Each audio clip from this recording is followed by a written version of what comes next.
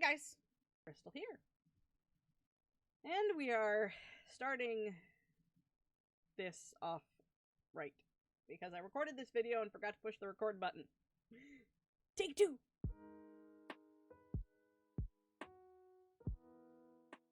First red flag I should have seen was on the very first page. The book is a work of fiction. The actual persons, living or dead, is purely coincidental. Coincidental. It's the hyphen that threw me off. I've never seen it written like that anywhere, and I've checked all the books that I have in my library. I even asked everyone I've spoken to. Never saw it. Not never. Hyphen's weird. Okay, so there are probably other flags that I should have seen, but I was 18 years old. This is that story that I've been avoiding talking about. Really sitting down and going through it. Well, we're gonna talk about it today. Obviously. This is gonna be a two-part video, maybe, I think. Possibly. Mostly, my original plan, I was gonna reread the book, make notes, and see where I was then to where I am now. But when I opened up the document, I saw that coincidental marker. And I asked my writer friends, hey, have you seen this? Well, they looked into it, and they said no, and they wanted to see they wanted to know the context. And with this being the 13th year anniversary as of January 30th, to when I actually submitted the darn thing, I figured, why not? This is the perfect time to tell this story. So, let's begin. In 2008, I was in the 12th grade. My friends had read the thing and they wanted me to publish it. So I did. I mean, I wanted to be a writer, wanted to publish my things. This was my entry! But this was also back when ebooks weren't really a thing. It was mostly physical books. This was back in the days before Audible. And when Kindle was only in its second edition. And man, researching how old Kindle is makes me feel old. At some point, I found the publisher. It wasn't far from where I lived. It was my third or fourth attempt, too. January 30th, I sent in my query letter. And the publisher was interested. A few weeks later. Vampires were hot at the time, and I was a vampire writer. Now, this publisher was in a large city, not an hour away from where I am. We ended up just contacting and communicating through emails. And it was because of that distance that I rationalized that was okay. Because I didn't drive. And I didn't think about it, really. First real flag, though, was when I put in my manuscript, or I submitted my manuscript in February. I tried to email it to them 3 separate times, only to get error messages. The publisher said the box was full, and that they thought they had fixed it. They gave me their personal email to use in case it didn't work again. Which I thought was weird, just because the personal email was from a different country than the actual email.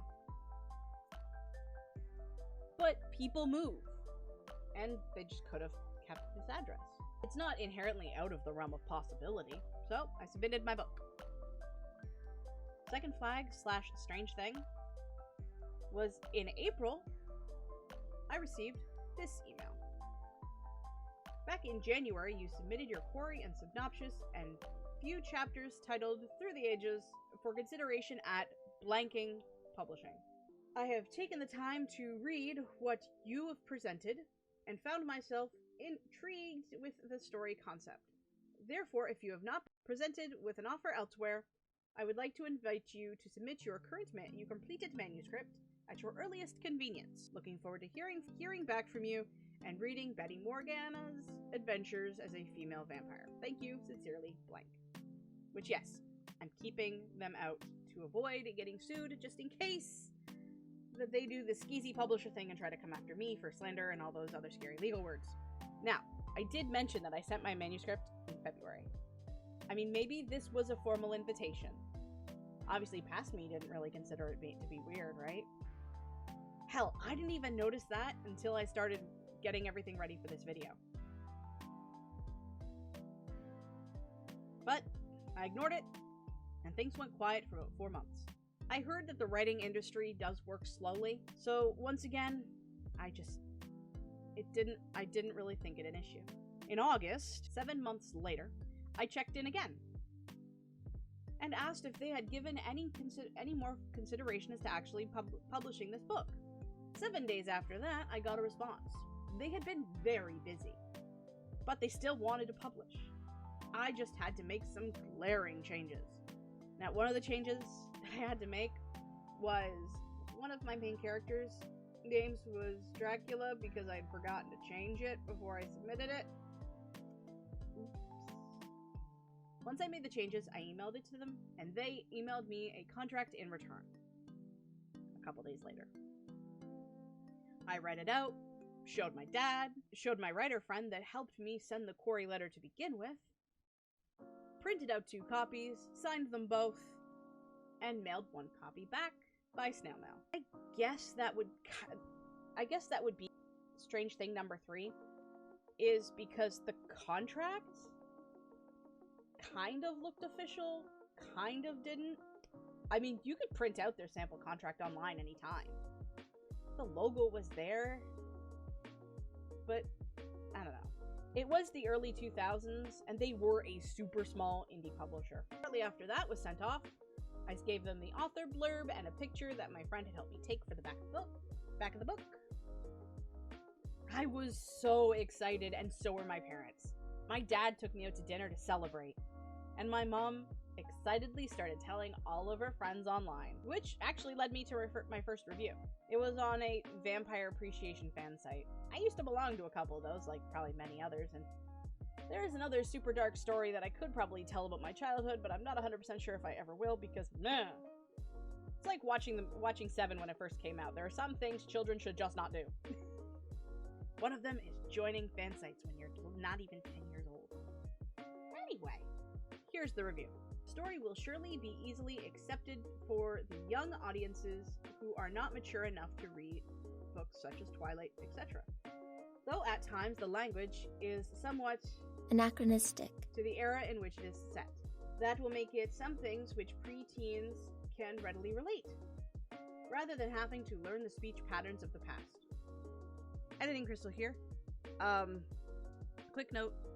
The beginning of the book was set in a medieval time, where the rest of it was modern, and during the medieval portions, the reviewer expected things to sound a little bit more like Shakespeare, which I know as an adult now, that as long as I'm not saying leet, woot, and other things of our current time, that the speech patterns, your mileage may vary.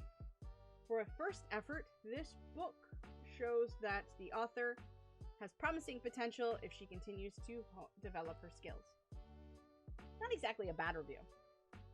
I mean, though I have no problem with Twilight, I thought my book was more mature, not less, but that's just writer's bias.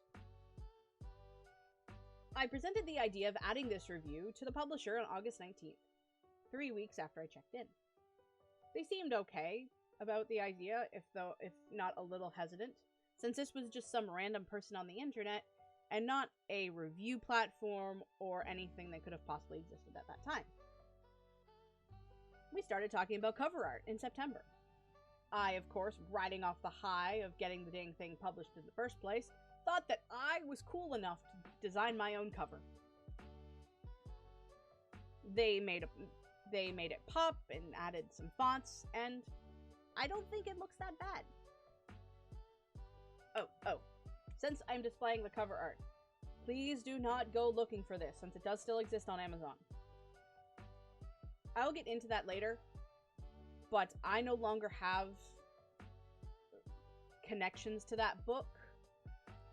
If anyone watching is really curious about this shit show, then we can talk about it. That way you're supporting the people and not the things that I'm no longer attached to. Again, more on that later.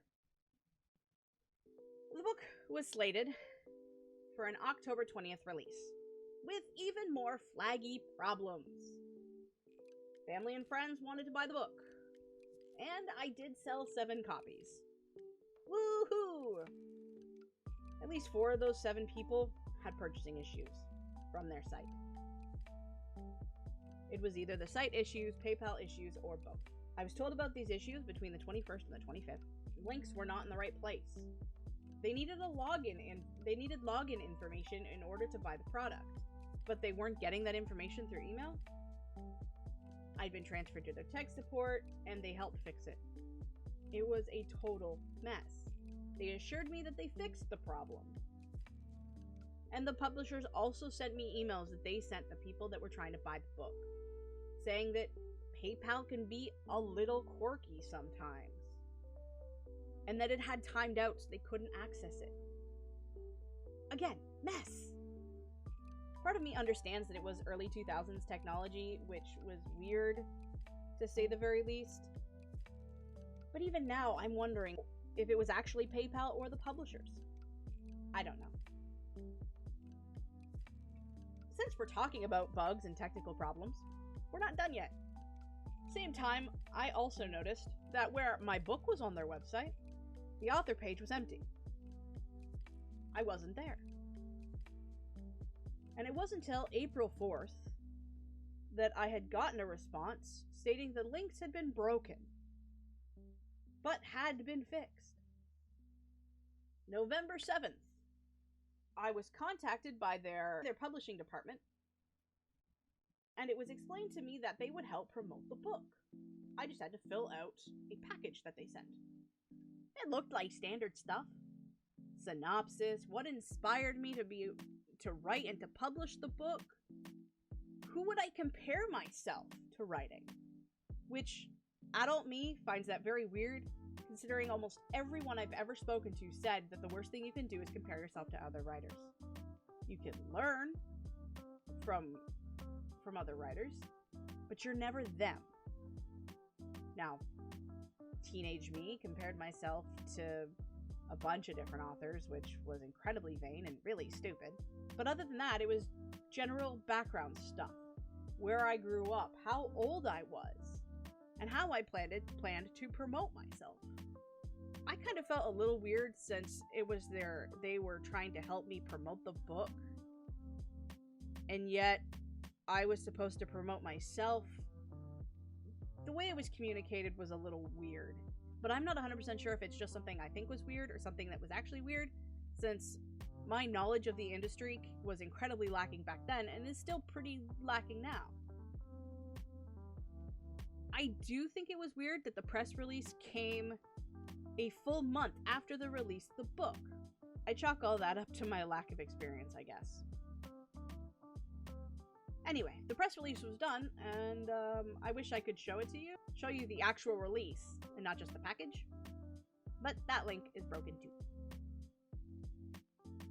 Another thing that I thought was kind of weird was the style of communication between me and the publishing company. It started off very formal and business-like correspondence, and then turned into emails like you would email your friends and family members, using terms of endearment like love, which, looking back at it, I still think it's weird.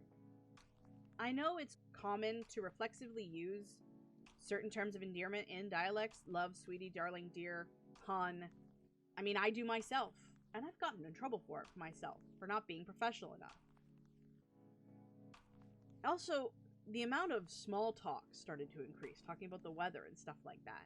But after April 2009, all emails with the publisher went silent. Everything was quiet up until February 2010, when I was working on polishing the sequels. I was using the published document as a reference to make sure there was no continuity errors and other things like that, and I started noticing something wasn't quite right about the book. I thought it was strange that every 4 words at the beginning of every chapter was capitalized. I mean, I'm used to seeing the first letter of the very first word in a chapter being capitalized. That seems normal to me. But 4 whole words? It was just something I wasn't used to seeing. There were typos in it that I didn't make. Outside of the changes that they had asked me to make, there were other things I noticed that I didn't add. I started to feel really weird about the whole thing. And this is when the imposter syndrome started hitting, and the anxiety. I questioned whether or not did I make those mistakes and just didn't remember. I mean, let's be real. This was now 13 years ago. My writing is totally different, and that original book, pretty bad. Quote my one of my favorite YouTubers. It's a shit show, obviously. I feel to this day that I should have done more research and learned about more of the industry before I even published the darn thing. But the publishers were so excited, and I was excited. I put my trust into these people, thinking that they would take care of my book, and that they would take care of me. They knew more than I did, right? I consider often taking the book and looking into it, taking the parts that are good, and possibly rewriting it all together. I mean, hell, I'm using some elements in my current work in progress, but that's not rewriting it, which is what led me to remaking this video in the first place. I wasn't planning on making this video. Anyway, I felt the same back then as I do now, so I contacted the publisher with my feelings. And they were okay with rewrites. Awesome.